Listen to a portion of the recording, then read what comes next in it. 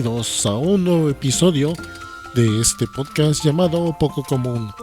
Yo soy Sorce Z, que como de costumbre les da la bienvenida a este podcast y a este que es el episodio 231 de Poco Común, donde pues ahora hablaré de un tema más del mundo cotidiano y que a lo mejor no notamos, pero que está ahí presente, específicamente aquí en nuestra realidad, en nuestra región, en México, donde pues tenemos cierta situación geográfica peculiar, pero también histórica. Bueno, vamos al audio de intro y empezamos con el tema.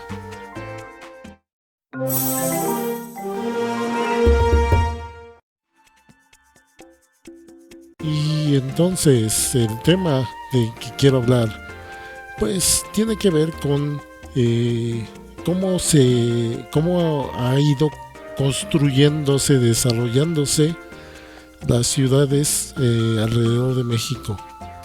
Primero y más que nada viendo cuál la mala influencia en este caso que ha tenido de desarrollo urbanístico de Estados Unidos acá para México, porque pues siempre tenemos ese recordatorio, esa situación compleja de que como país tuvimos como origen varias culturas, varios pueblos indígenas que pues se remontaban a muchos tiempos atrás, a milenios incluso atrás. Entonces como que eso nos da ciertas bases o ciertas raíces que nos conectan más con este territorio, con esta tierra, algo que fue mucho más diluido en muchas regiones de Latinoamérica. Por ejemplo, en Centroamérica, en solo algunos países tuvieron también esta situación, sobre todo por los mayas. Lo que es Guatemala, Belice, tuvieron esto de pues este legado maya. Pero nos vamos más hacia el sur y muchas de esas regiones están poco pobladas. No digo que no hubiera gente, simplemente que los pueblos que se residían ahí, como eran pequeños, no estaban tan desarrollados. Y pues yéndonos más hacia el sur, pues igualmente creo que los pueblos más densos y más desarrollados pues fueron los incas, allá por lo que ahora es Perú y Bolivia. Entonces pues el resto de Sudamérica pues no tuvieron tanta presencia ni influencia de los indígenas, de gente que originariamente viviera desde mucho tiempo atrás aquí en este continente, en el continente americano, sino que la mayoría tuvieron más influencia, sobre todo cultural, de Europa. Entonces sí, como que tienen una relación diferente con este territorio, con esta tierra, con este continente. Bueno, esto como antecedente porque esto hace en parte una situación especial aquí en México. Otra situación que se da aparte es que pues a final de cuentas prácticamente ya por varios siglos hemos tenido pues la presencia de pues nuestros vecinos del norte, digas Estados Unidos y Canadá, que pues ellos son naciones prácticamente construidas de inmigrantes, que pues aunque tienen pueblos indígenas, la verdad es que esos pueblos no tuvieron mucha influencia en la construcción de esas naciones. Entonces, pues ellos heredaron mucho del legado anglosajón que traían, sobre todo de Gran Bretaña y de otras, de algunos otros países de Europa. Entonces, pues ellos tienen una concepción, una forma de ver, de construir, de concebir sus sociedades y sus ciudades, sus centros urbanos. En contraste con aquí en México, que pues de un inicio, pues aparte de la influencia pues indígena, que aunque más o menos la suprimieron los españoles al querer imponer pues su cultura, que pues también esto influyó en cómo se construyeron nuestras ciudades, más al formato de las ciudades españolas, con una plaza central, con calles más o menos simétricas. O sea, mucho de la arquitectura que se manejaba en España, pues es lo que se impuso en las ciudades aquí en México. Sin embargo, conforme pues ya fuimos un país independiente, pues obviamente estuvimos en busca de una identidad propia, o de recuperar más bien, porque aunque sí la teníamos, como que debido a este adoctrinamiento de parte de los españoles de renegar de nuestro legado indígena y aceptar más lo europeo, como que no teníamos así algo específico que nos distinguiera más allá de eso. Entonces, pues conforme fuimos nación independiente, pues obviamente conservamos mucho del legado de las costumbres que nos enseñaron los españoles, y medio rescatamos algo de la cultura indígena, pero como que no a tan buen grado, porque por mucho tiempo veíamos como que inferior debido a esta influencia europea, como que veíamos inferior todo lo indígena, todo lo nativamente americano, o sea, dentro de nuestro continente, de nuestras culturas indígenas. Entonces, como que nos ha costado muchas décadas aceptar y valorizar mucho de lo que pues nuestras culturas indígenas nos han aportado y hemos heredado de ellos. Esto ha propiciado que pues también seamos un poco idealistas en cuanto a cómo vemos algunas naciones extranjeras, en cómo tenemos cierto grado de admiración.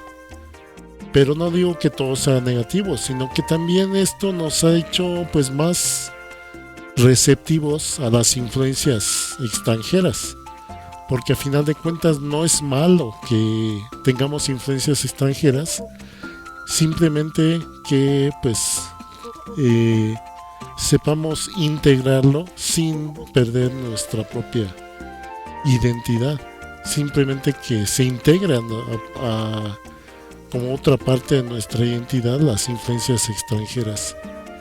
Pero bueno, a lo que voy es que pues ya hacia el siglo XX, ya conforme ha ido creciendo, ha ido pues haciéndose más fuerte, más presente la influencia de Estados Unidos alrededor del mundo, pues obviamente aquí en México pues esa influencia se ha sentido muy fuerte, y culturalmente pues ha sido uno de los principales referentes culturales en nuestro país.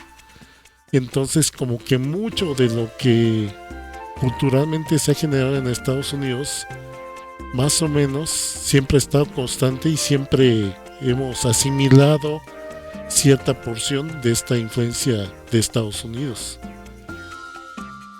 Bueno, toda esta introducción, más que nada a lo que voy, es que, pues, entre otras cosas, entre varias cosas que han influido a Estados Unidos, música, formas de vestir y muchas otras cosas, pues también ha influido en cuanto a el desarrollo urbanístico y la arquitectura. Porque, pues, aunque ha habido escuela, ha habido pues influencias que han llegado a nuestras universidades desde Europa. Estas influencias como que se han mezclado y diluido con otras cosas, pero también ha habido cierta admiración pues por lo que ha seguido, la ruta que ha seguido pues Estados Unidos, y más que nada que por, creo que ha sido constante y no nos hemos quitado esta percepción de admiración hacia la ingeniería, hacia la tecnología de Estados Unidos. Entonces muchas veces los propios capitalistas, la gente pues que tiene los recursos, que invierte en tecnología, en desarrollos, como que tiene esa visión limitada de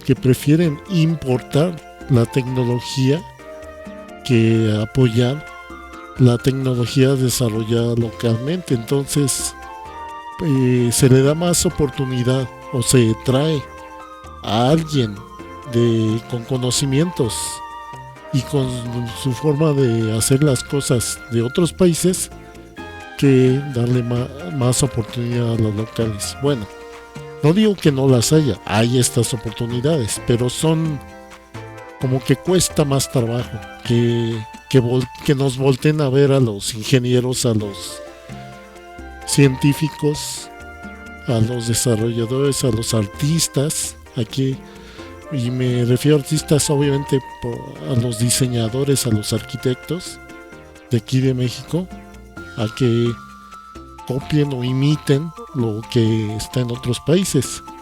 ¿Esto que a qué me lleva? Que a la hora de ir desarrollando las ciudades, aunque seguimos todavía mucho el patrón impuesto por los desarrollos urbanísticos que nos heredaron los españoles, en cuanto al trazo de calles, en cuanto al tipo de casas, conforme fue avanzando el siglo XX, pues obviamente ya la influencia española ya se fue diluyendo y pues lo que había más de moda pues eran otras influencias, las de Alemania, las de Holanda, pero sobre todo las de Estados Unidos. Sobre todo esta época posguerra de los 60s, 70s en Estados Unidos, como que se vio un estilo de vida muy idealizado que promovieron, que le hicieron publicidad los de Estados Unidos, en donde pues ¿cuál fue el desarrollo urbanístico que fue generalizado en Estados Unidos? Dos cosas. En primera, la dependencia del auto, de que se construían autopistas, carreteras para todos lados de Estados Unidos, y que pues se tenía esta visión que incluso financiaron el propio gobierno de Estados Unidos de que todo el mundo, para que el futuro era que todo el mundo trajera su propio auto, y según facilitaba o era más cómodo que se viajara en auto a todos lados. De ahí que de hecho si veían videos de proyecciones futuristas de cómo iban a ser las ciudades, pues muchas de las visiones de Estados Unidos era hacer super autopistas enormes y enredadas con un montón de puentes donde pues circularan un montón de autos. Obviamente actualmente ya estamos viendo los resultados, y de hecho existe todo un estudio donde se ve que pues no importa cuánto amplíes la capacidad de tránsito de una vía, de una autopista, siempre va a terminar saturándose dentro de cierto tiempo, muchas veces mucho más rápido de lo que esperan, y se da lo que es el tráfico inducido, que es que la cantidad de autos que circulan por una carretera va en proporción a qué tanto les abre ese espacio a estos autos. Por ejemplo, tienes autopistas de 3 carriles, se saturan y todo el mundo se queja, ay, me atoro, no avanza rápido, muchas broncas, me tardo mucho en llegar a mi destino. ¿Y qué hacen? Pues construyamos o ampliemos esta autopista de 5 carriles. O si había cruces con semáforo, pues ahora vamos a poner puentes. Y ok, lo amplías. Y por un breve periodo de tiempo, pues todo vuelve a fluir más o menos rápido. Pero conforme la gente va acostumbrándose, va viendo como buena alternativa el usar ahora esta autopista de 5 carriles, pues más gente se quiere meter a esa autopista. ¿Y qué termina pasando? Otra vez lo mismo. Otra vez ese círculo vicioso donde ahora el tráfico para 3 carriles ya no es lo que a todas horas, sino ahora un tráfico para 5 carriles. Y si se amplía, va a pasar a futuro lo mismo y lo mismo y lo mismo. Y se ha visto ya en la actualidad que ha sido un derroche, un desperdicio de recursos el que hayan tenido esta visión, donde pues todo se construye alrededor del auto.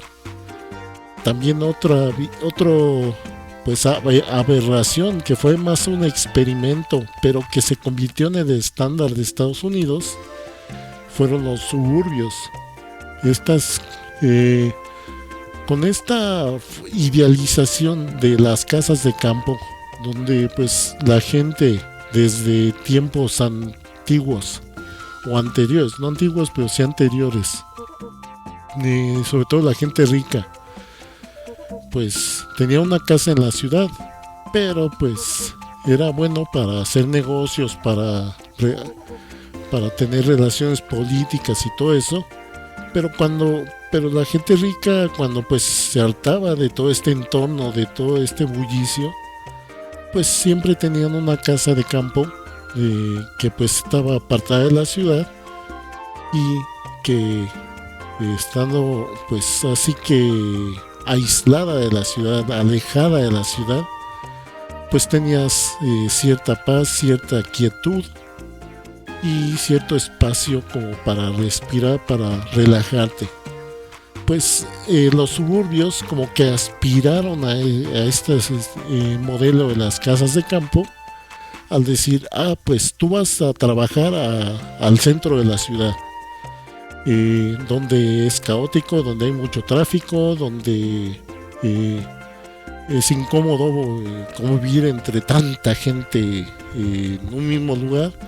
Y que dijeron, pues vamos a alejar todas las residencias a un lugar alejado o apartado, como si fuera una casa de campo, y donde todas las casas tengan tanto espacio que pues se sientan cómodos y se sientan con suficiente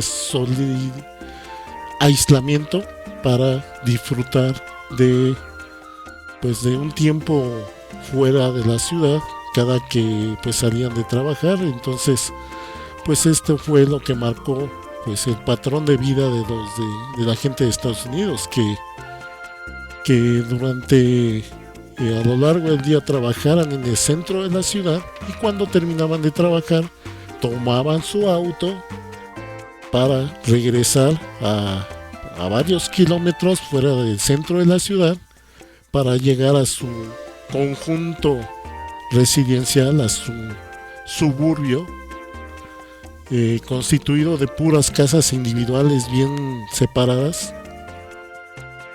según a relajarse y a despejarse del trabajo y de todo el bullicio de la ciudad. Pero como a final de cuentas esto, ¿qué es lo que generó? Que pues tuvieras un montón de viviendas bien alejadas de la ciudad, bien incomunicadas, que solo podías llegar a ellas por auto, que pues obviamente el transporte no había sido construido, no había sido pensado para ir a lugares tan alejados de la ciudad. Pues esto los mantenía aislados, alejados, y necesitabas sí o sí tener un auto para salir de ese lugar apartado de la ciudad.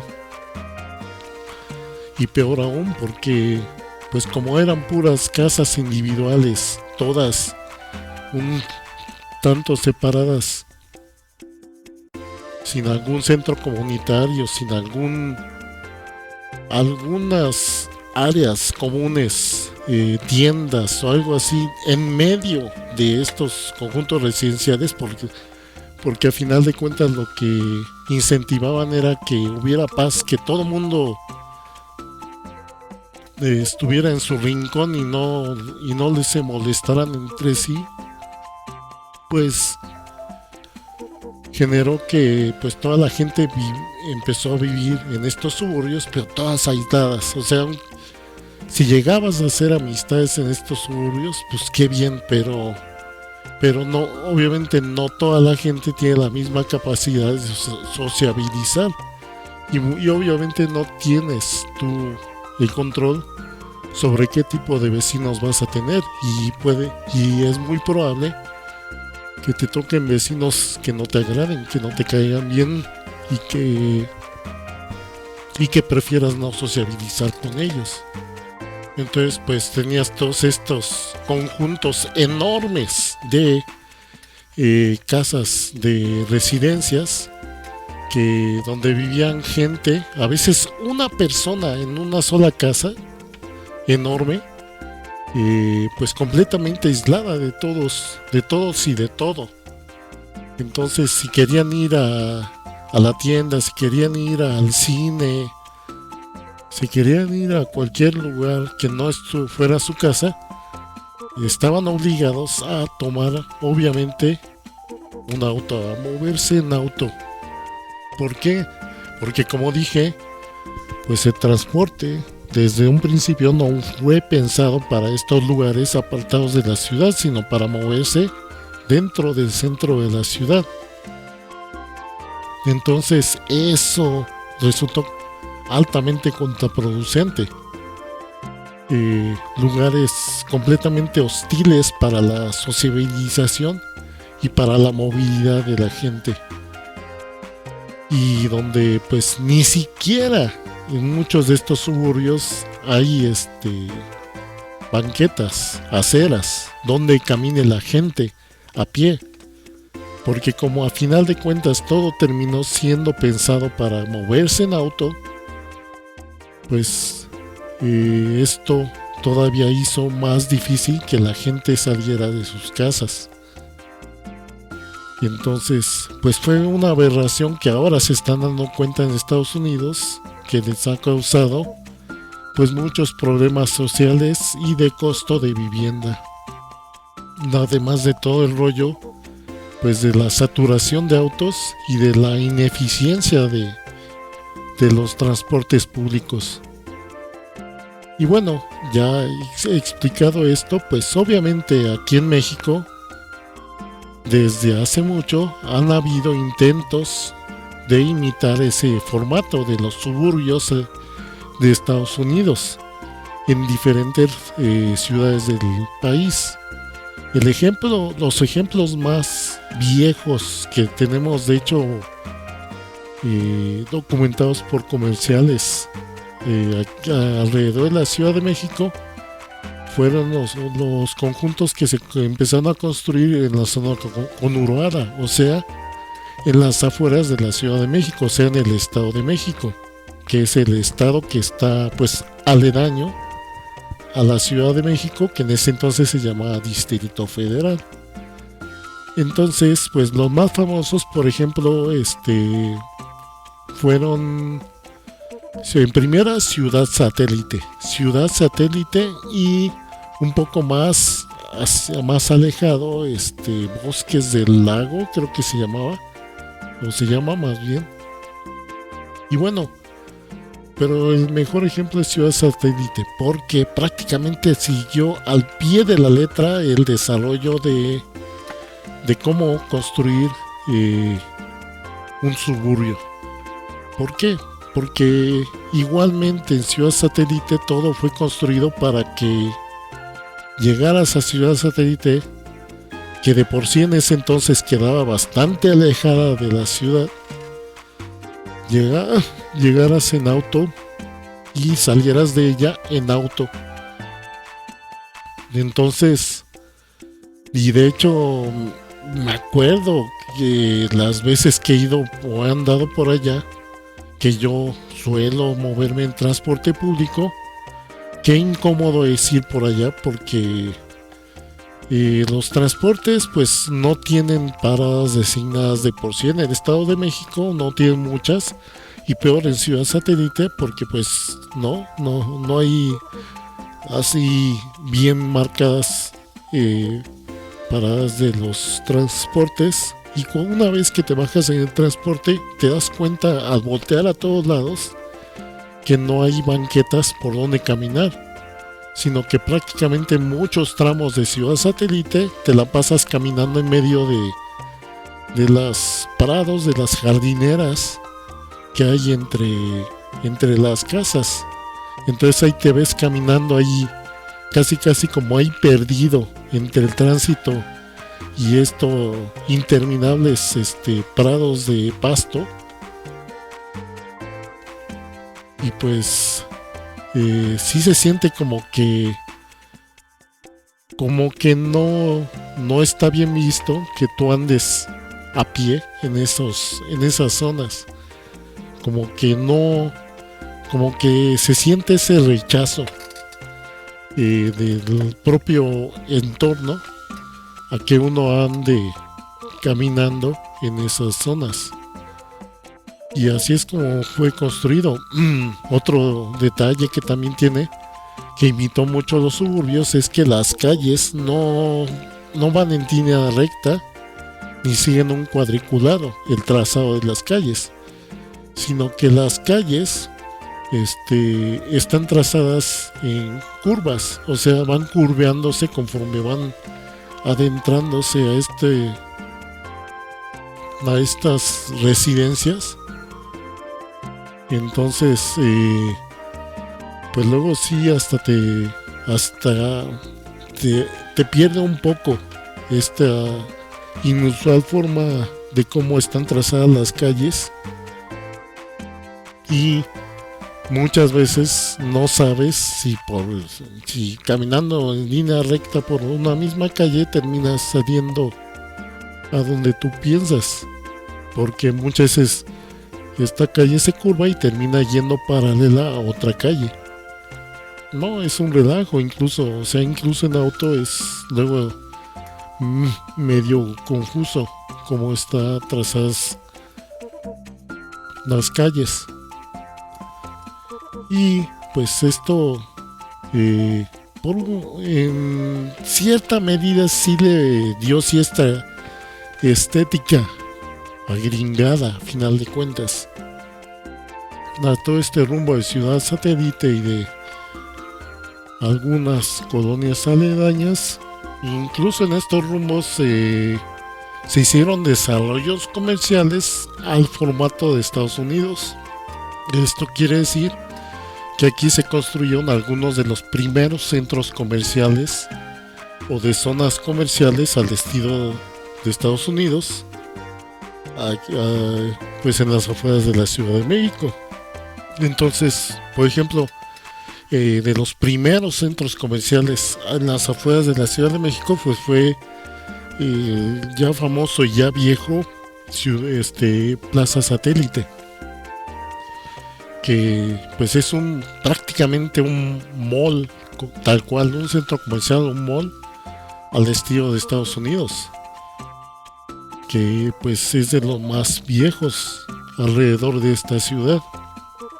Y de hecho pues estaba todo tan al estilo de Estados Unidos que muchas franquicias de Estados Unidos iniciaron su primera tienda en estos rumbos.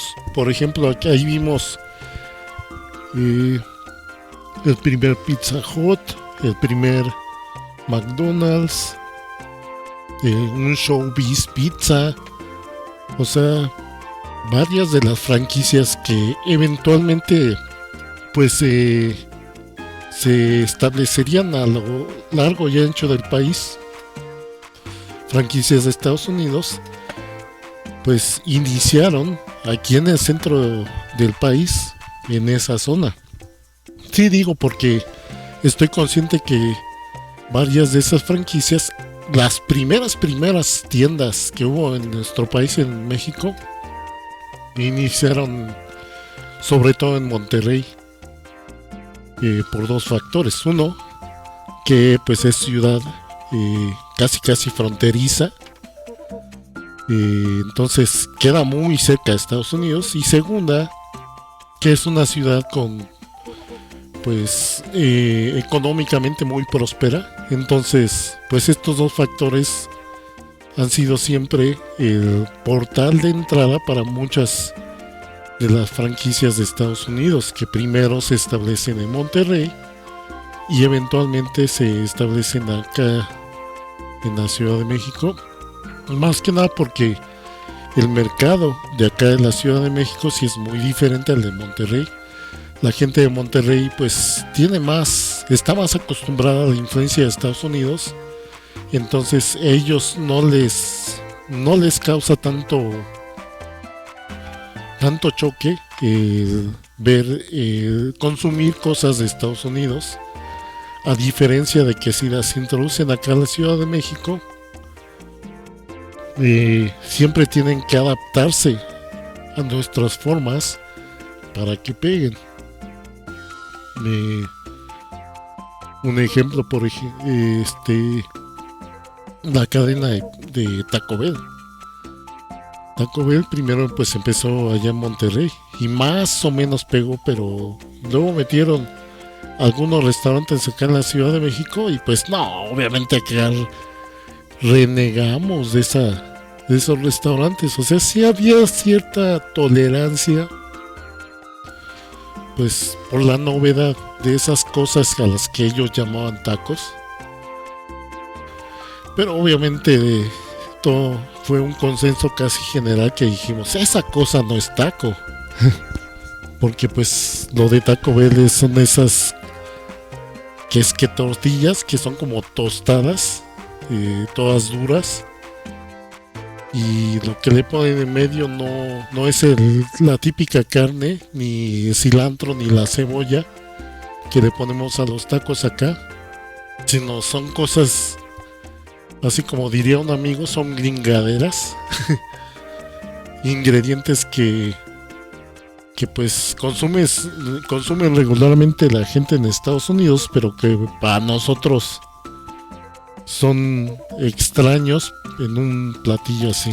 Bueno, ese es un caso. Pero lo que iba es estos desarrollos de suburbios y de núcleos residenciales que dependen mucho de que andes en auto. Y de hecho, ya que menciono Monterrey, en Monterrey, sobre todo los rumbos más acaudalados, donde vive la gente más rica, precisamente están construidos muy al estilo de Estados Unidos, donde ves calles bien amplias para muchos autos, bien arregladitas y todo, pero pues no son precisamente receptivas a la gente que no anda en auto.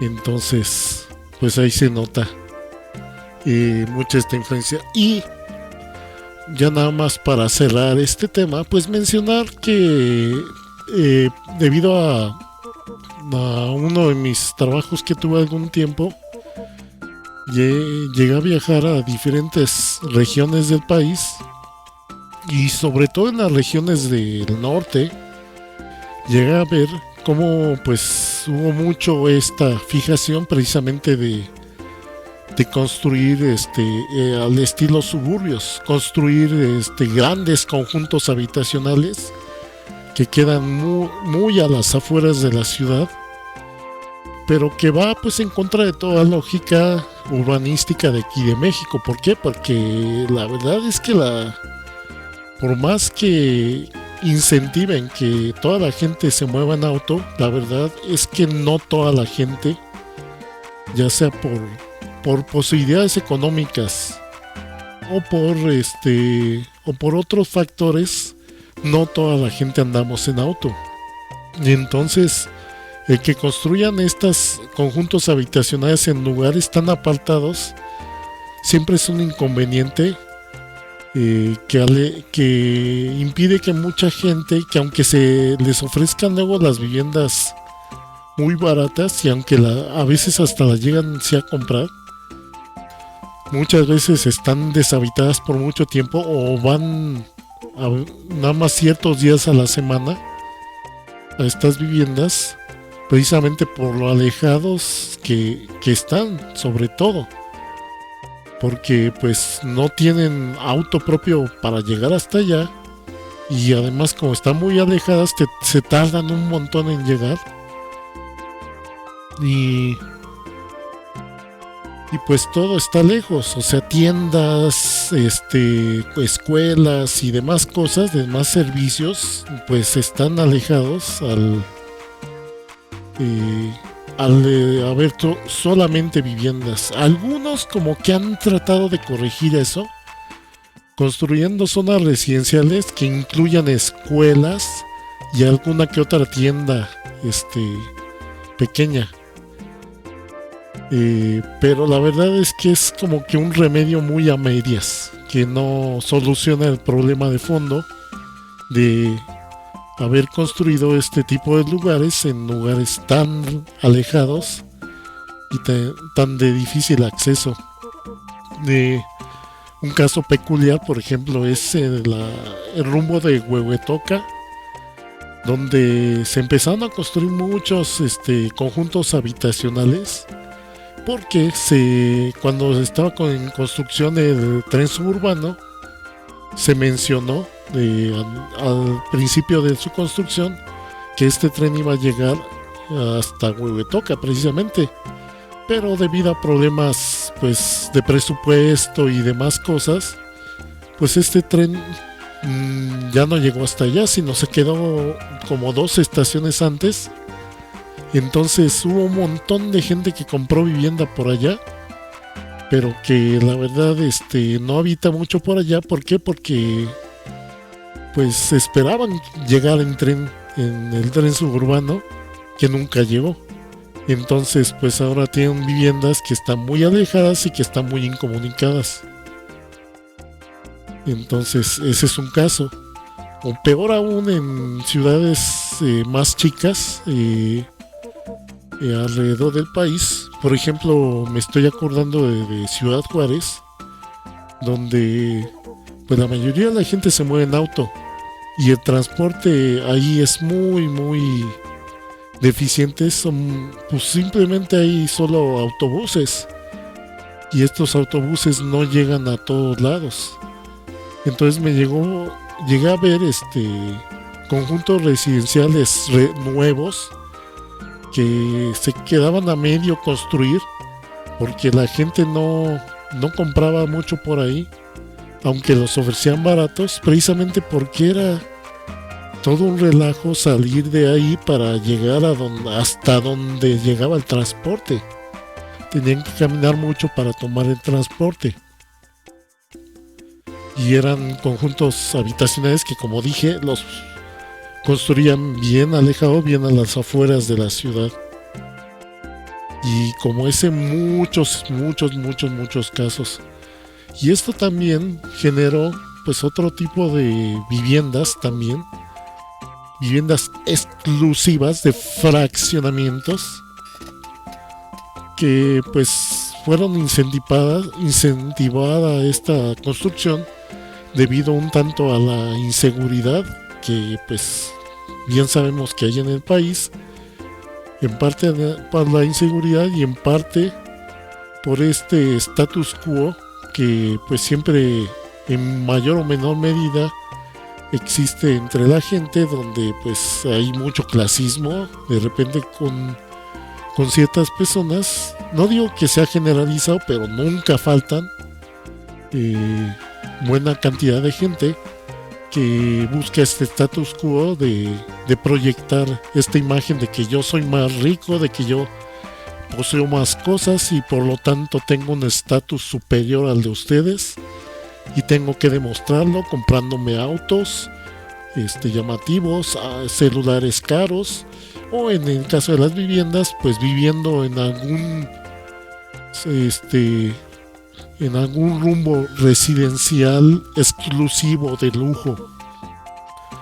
Entonces, pues esto de los suburbios fue como que un buen pretexto para construir este tipo de zonas residenciales que están todas bardeadas, todas rodeadas de un muro que se aíslan del resto de la ciudad, incluso si tienen colonias, zonas residenciales pegadas a ellos, pero estos bardean completamente. Tienes que pasar por una caseta de vigilancia y todo ahí como que y bueno, reglamentos más estrictos de condóminos y todo esto adentro. Y todo así como que todo bonito, todo ordenado dentro de estos conjuntos residenciales para mantener este estatus de zona exclusiva. Que pues también esto hace que la propia gente se aísle, sinceramente. Nuevamente la gente que vive dentro de esas zonas residenciales no tiene mucha sociabilización con la gente a su alrededor. Y lo más irónico del asunto, que se supone parte de la razón de que vivan en estos condominios es la inseguridad, pues resulta que a la larga se ha sabido que en varios de estos conjuntos residenciales exclusivos terminan viviendo entre los vecinos algunos narcos. Entonces, porque pues los narcos también son gente que busca presumir mucho su riqueza y ser gente exclusiva acá que yo tengo mucho dinero, lo presumo, y pues acá como que los demás no están a mi nivel. Igualmente esa mentalidad tienen los narcos y pues terminan coincidiendo en vivir en lugares así, irónicamente.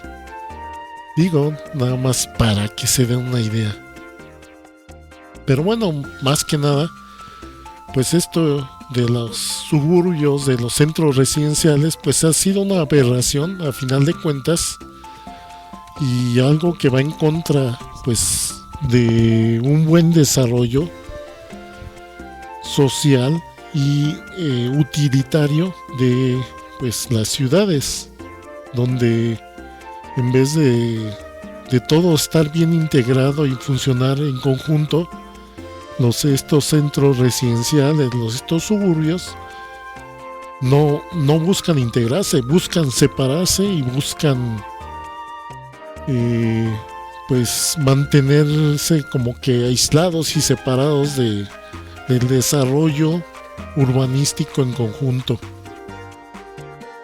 Entonces, y no sé, escuchas muchas anécdotas, muchos incidentes de gente que ha decidido vivir en esos lugares esperando tener una vida más cómoda y conveniente, y terminan enfrentando muchos problemas entre los vecinos y sobre todo con las propias inmobiliarias que pues no cumplen con sus obligaciones y pues no le dan el suficiente mantenimiento a estos conjuntos residenciales. Entonces pues ahí está esa desgraciada imitación del modelo de Estados Unidos. Bueno, pues ya con esto, pues vamos cerrando este tema. Y ya para cerrar este podcast, vamos al audio de cierre y regreso con las despedidas. さあ、その血を私に。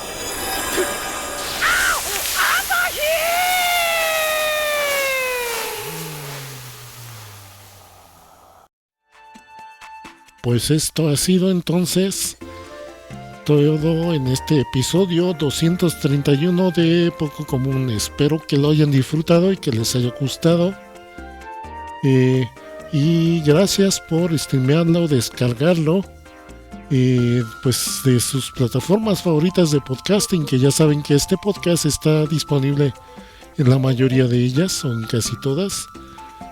Como Apple Podcasts, Google Podcasts, Spotify, también iVoox, que de hecho en iVoox pueden dejar comentarios y dejar sus likes.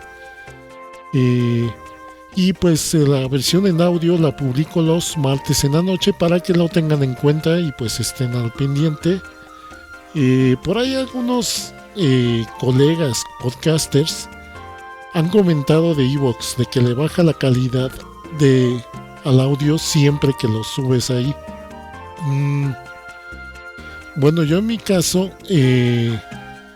no he querido subir los audios a tan alta calidad de 320 kilobits para los MP3 y cosas así. ¿Por qué? Porque aunque se escucharía mejor algunas cosas, en general como este podcast es más diálogo que nada, no le veo el caso al subir la calidad. La verdad es que se nota muy poco la diferencia cuando le sube la calidad al audio si solo estás publicando diálogos, tu propia voz. La voz se escucha bien, incluso con un muestreo, con una calidad reducida. Y de hecho yo lo que hago es aplico pues una configuración de compresión de MP3 que reduce mucho el tamaño del archivo, sí, pero que se sigue escuchando de buena calidad, como si fuera radio FM, así con esa calidad. Entonces yo digo que está bastante bien con una calidad así, sobre todo si eso más que nada diálogo. Sí, obviamente en esta versión de audio pongo también canciones de entrada y salida, pero no pierden tanta calidad. Aparte, ¿por qué mantengo baja calidad también? Porque recuerdo hace mucho tiempo que ahorita a lo mejor no es tanto problema para la mayoría de la gente, pero recuerdo hace tiempo que en las primeras emisiones de este podcast que llegué a leer el comentario de que por qué subía los audios de tan grande tamaño, de por qué los publicaban con un tamaño tan grande, que no tenían luego el espacio en su celular, o no tenían los datos suficientes para descargar el archivo. Entonces que era muy inconveniente estás descargando archivos tan grandes.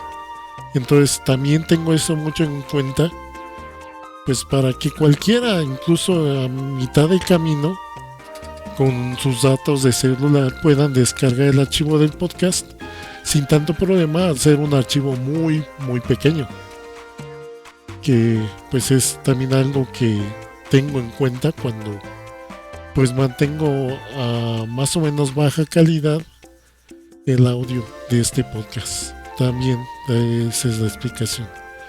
Bueno, y continuando con los agradecimientos y los anuncios, pues también les recuerdo que este podcast tiene su versión en video, que pueden escucharla en el canal de YouTube Nerdulería.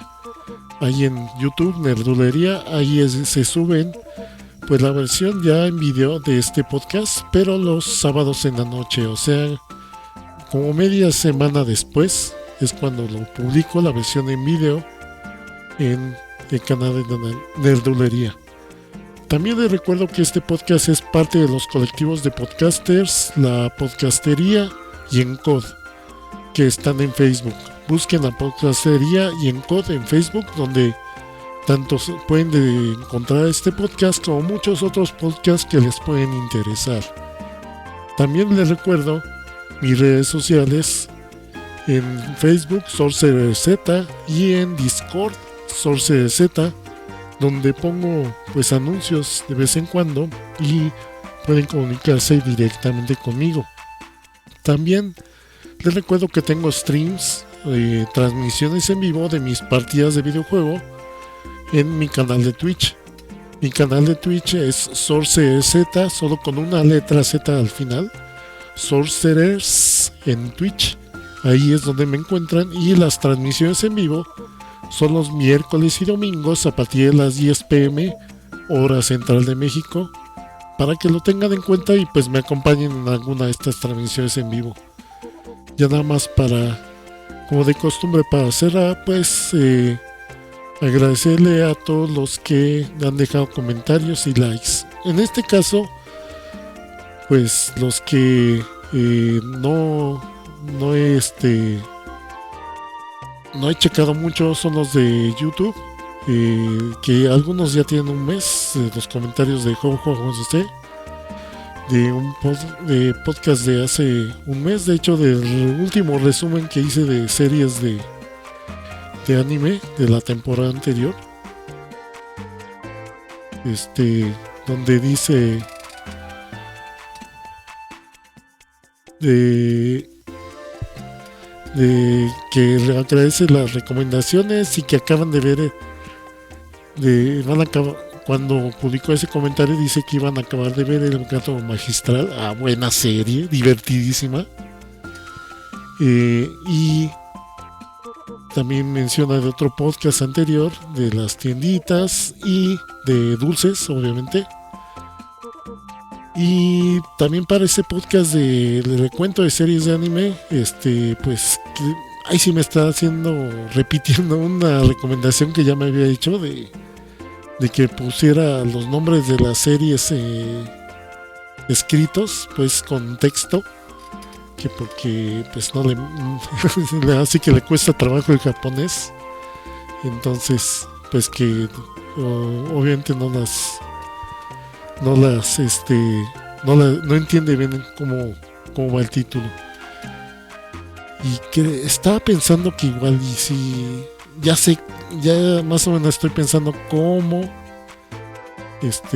meter esa sugerencia en el próximo resumen de series. Pero bueno, gracias por las sugerencias. Y bueno, pues likes en el episodio anterior, que por cierto Daggett, de la presa de Daggett, del podcast de la presa de Daggett, sí hizo el comentario de que ¡ay, mi ciático! Y que le recordé pues ese software, el de Kiss, que fue el episodio anterior donde hablé de software de Kiss y de los inicios de internet, donde mencionaba que sí recuerda haber usado ese software. Y bueno, y gracias a los likes en iVoox, a Jorge Adrián Cruz, a Kaikyu, a Yuki Soto y a la gente de Life Anime World Podcast, muchas gracias por los likes en iVoox. Pues ese episodio donde hablé precisamente de eso, del software de Kiss y de los inicios del internet. Uy, sí, recuerdos bastante viejos. Bueno, pues ya con esto pues voy cerrando este podcast. Gracias por haberme escuchado y pues nos estaremos escuchando hasta la próxima. Cuídense.